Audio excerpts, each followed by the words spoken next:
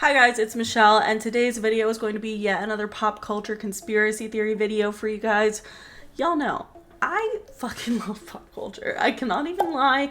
I think all of it is so interesting, especially right now. There is a lot of shit going on in the pop culture world. We've talked a lot about P Diddy recently, and honestly, the theories just come pouring in every day. I swear, I'm on TikTok, and y'all are tagging me in new shit that I'm just like, girl...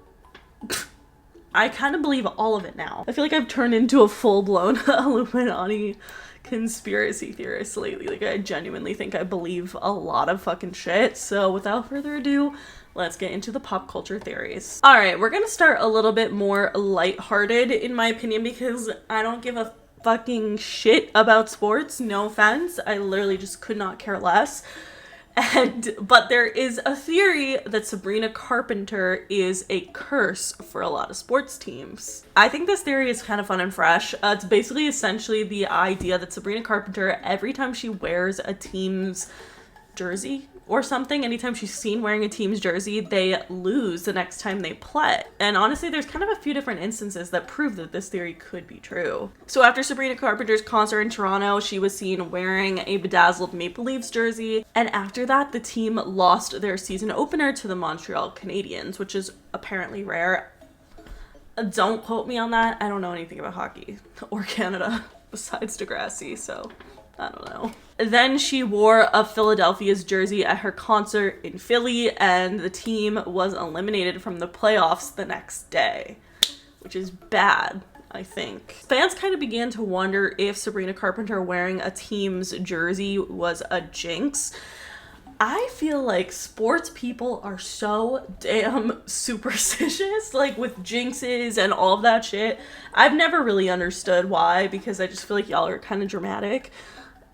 Like, literally the sports people, the same people would make fun of me for being a witch, like, and doing like little spells and shit. But you guys believe if someone wears the fucking wrong kind of underwear that the team is gonna lose. That makes actually no sense. Whatever. Anyway, so after the Philly game was when I guess the theories really started to take off, but recently Sabrina was wearing a Dallas Cowboys sweater, and following this, they suffered a pretty heavy defeat, losing 47-9 to the Detroit Lions. So again, this theory has really gotten the sports people panties in a twist, because they believe that Sabrina Carpenter is bringing bad luck to their teams, which is honestly so fucking hilarious. Like, if I was her, I wouldn't even believe this theory, for one, but two, I would just start wearing these sports jerseys just to piss people off. Oh, that'd be so funny. My favorite thing is men who care about sports, because they're so easy to, like, ruin their lives. Like, their entire day can be ruined by a team losing a game. Should I put hexes on every person who's ever wronged me's favorite sports teams? That's kind of funny. I don't do that. But maybe I'll get Sabrina Carpenter to do it for me. I think that theory is pretty lighthearted, which is quite a juxtaposition to the other theories that we're going to be talking about in this video, because shit gets pretty dark immediately. Let's just get into it. We're going to be talking about the death of Matthew Perry, and his death has been surrounded by a lot of controversy and conspiracy, particularly concerning the role within his inner circle and how much the people who were close to him played a role in his death. So Matthew Perry was sadly found dead about a year ago on October 28th of 2023.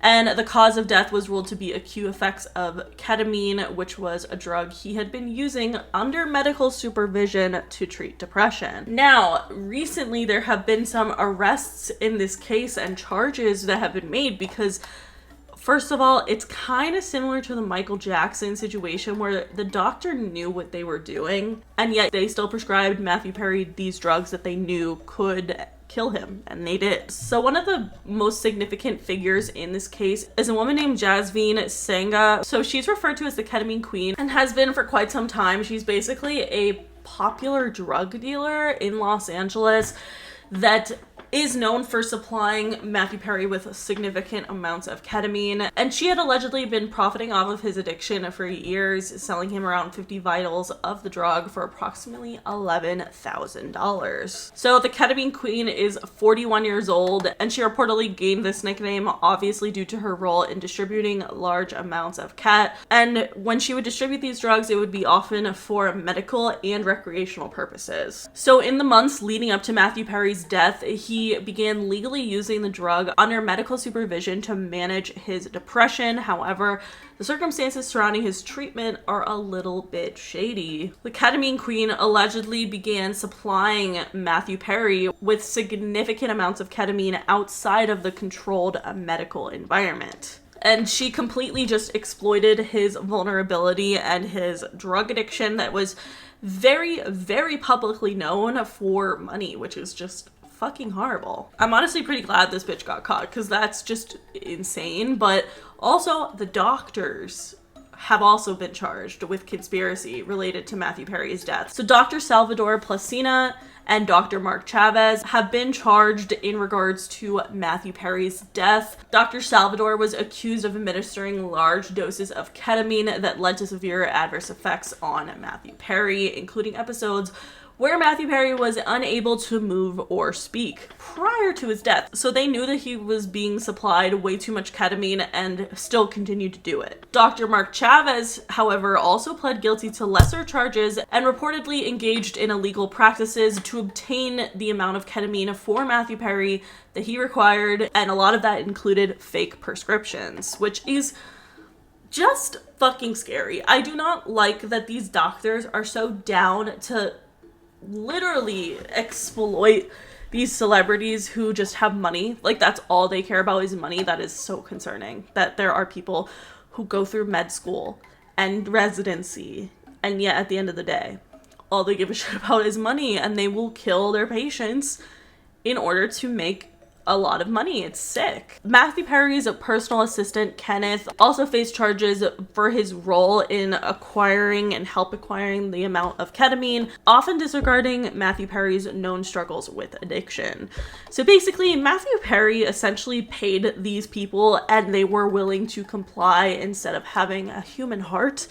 They wanted a cash grab, and that's what they did. It's pretty fucking sick. And a lot of people are comparing this to the death of Michael Jackson, which is obviously involved with Conrad Murray, but also I think it kind of compares as well to the death of Elvis Presley, because he was also prescribed several amounts of drugs, and it's clear that there are a lot of doctors out there who are willing to blur the lines of their practice just to gain money, and I just think that is so scary that these are the people that are in charge of taking care of us. Like, that's just terrifying, truly. All right, the next theory I want to talk about is the theory that Eminem saved Rihanna from P Diddy. Well, I wouldn't have even really known about this theory if it weren't for my parents. My parents just recently visited me in LA, and they just kept yapping about how proud they were of Eminem for saving Rihanna, and he saved her, and like all this conspiracy. I was like, where the fuck are you guys hearing this?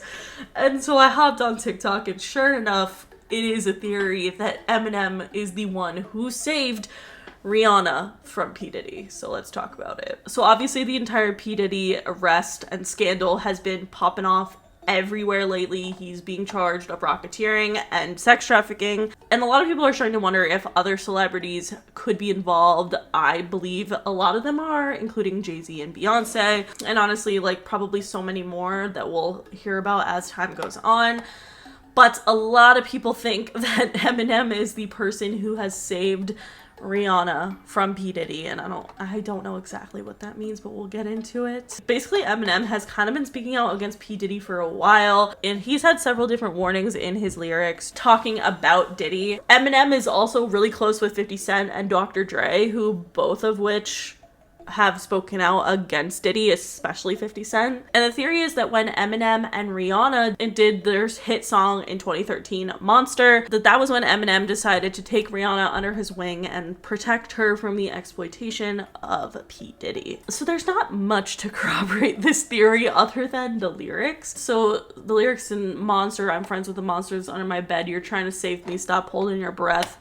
A lot of people are saying that that's about Rihanna alluding to being trapped under Diddy's control, while Eminem plays the role of her savior. There's no real evidence about Rihanna's connection to Diddy because she's not signed to Bad Boy Records. In fact, she's signed to Jay-Z's Roc Nation record label, which is another conspiracy added to it because obviously the Carters and P Diddy have been very closely linked throughout all of this, and Jaguar Wright has been like sounding the alarms about how the Carters are even worse than P Diddy.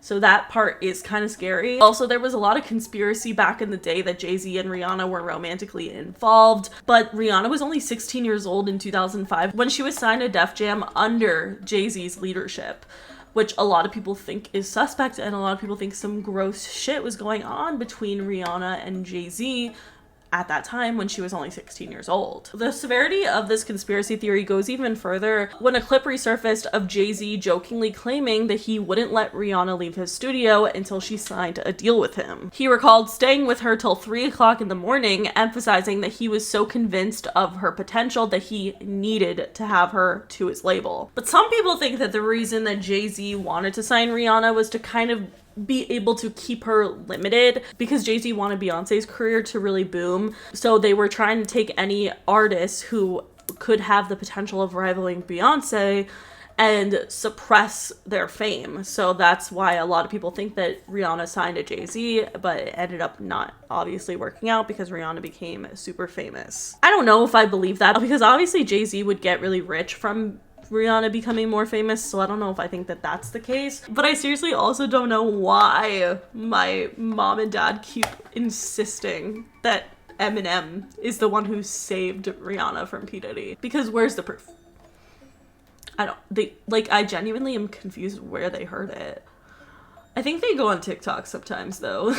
That must be where they hear these theories, but I mean, I thought it was interesting. I don't really know. I do think Eminem is definitely aware of a lot of the shit that was going on. He's spoken out against it. So could it be true? Maybe. Okay, the next theory is so dark and so freaking creepy. I cannot believe that we haven't talked about this or that not that many people have really pointed it out. But Jaguar Wright is someone who has pointed this out and been pointing out about Kim Porter's death. A lot of people think that P Diddy murdered his ex Kim Porter because she knew too much, and there was like a whole tell-all book. We talked about it in several videos. You guys can go watch them if you would like. But there has been some proof that Jaguar Wright has spoken out about in regards to the fact that Kim Porter's casket had been ordered prior to her death, and this is scary. So quite a few people have been buried in these specific types of caskets. They're called the Batesville caskets, and they're like solid gold and very luxurious caskets that take at least 14 days to make. And that is even in some of the most high profile celebrity situations like Michael Jackson. Even his casket took at least 14 days to make. Like, there is no speeding up the production of these specific types of caskets. Regardless, they take at least 14 days to make. They don't care who they're making them for and how much you're paying, because obviously Michael Jackson had a shit ton of money easily. If there could be an expedited fee, he would have had it paid.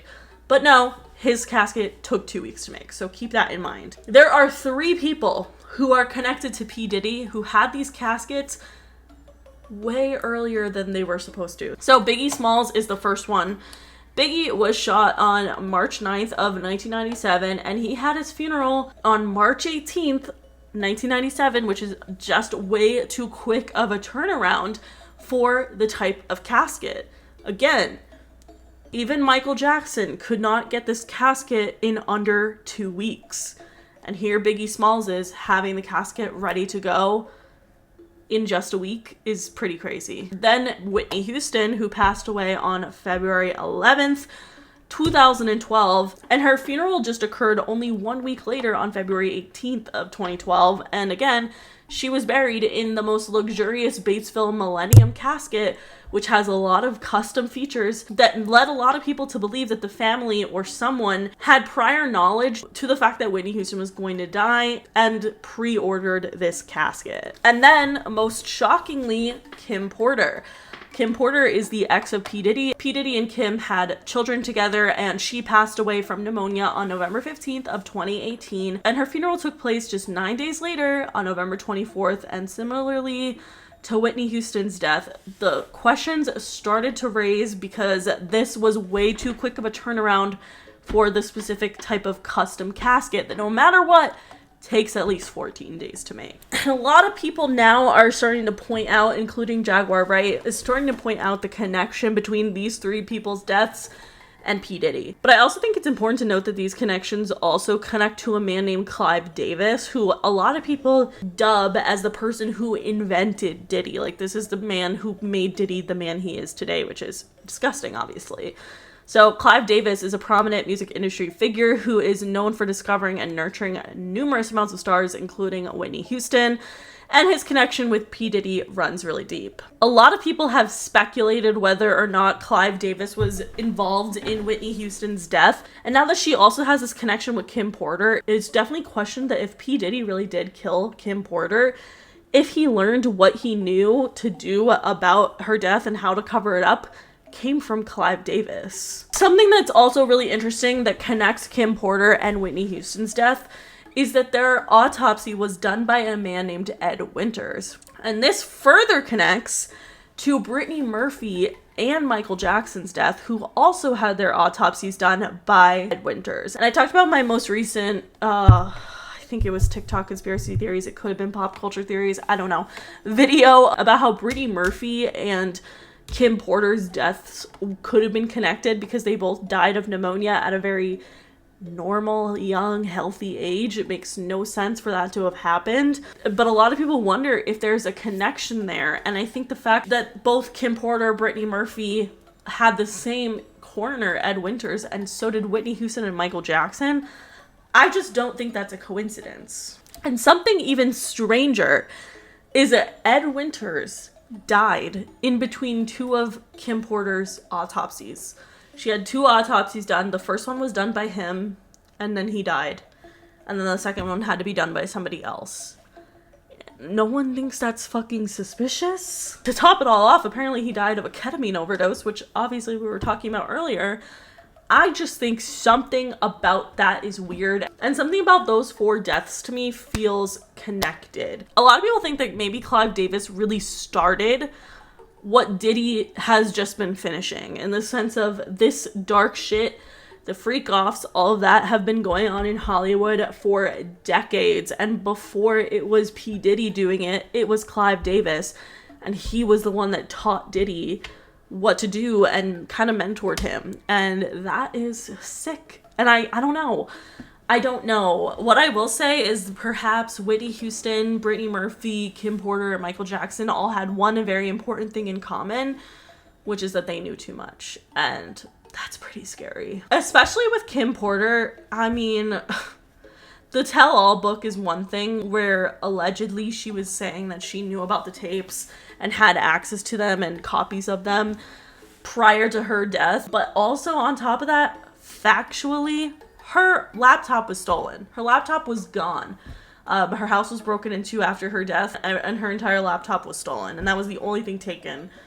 Like, no one else thinks that's suspicious. I don't understand how more people aren't talking about it and how this case has not been reopened. And I think that Michael Jackson's death really also connects to Aaron Carter's death, because we just talked about how Aaron Carter spoke about the fact that there were multiple FBI agents who came to him as a child that were kind of trying to get him to confess to Michael Jackson essaying him, even though he claimed that that never happened. And there are a ton of people who corroborate that same narrative, including Corey Feldman, who has said multiple times that the police tried to get him to confess that Michael Jackson had essayed him, even though he claims that that never happened. And Macaulay Culkin has also said similar things. So it makes you wonder if Michael Jackson just knew too much and was murdered / tried to have his career defamed because of it. I don't know. I don't know, but I do think that it is not a coincidence that these 4 people had the same coroner and they were all buried in the same caskets. Like, it's just weird. And all that leads us to our last conspiracy theory, which is about Kanye West. And a lot of people are starting to think that Kanye West are not as crazy as the media is trying to make them seem. So Kanye West has definitely been yapping for years about how Hollywood is dark, like the Illuminati kind of shit. He's been talking about it for a very long time, and has been written off as crazy for a very long time. And people are starting to wonder if Kanye is really that crazy at all, because now with all this P Diddy stuff, a lot of the shit that Kanye has said does not really seem that outlandish. I want to hear your guys' thoughts on this, because I feel like Kanye, like, a lot of the stuff he says I don't agree with, but does that mean that he's necessarily crazy and should be discredited? I don't know. I don't think so. I think everyone should kind of take what everyone says somewhat seriously, but also like with a grain of salt.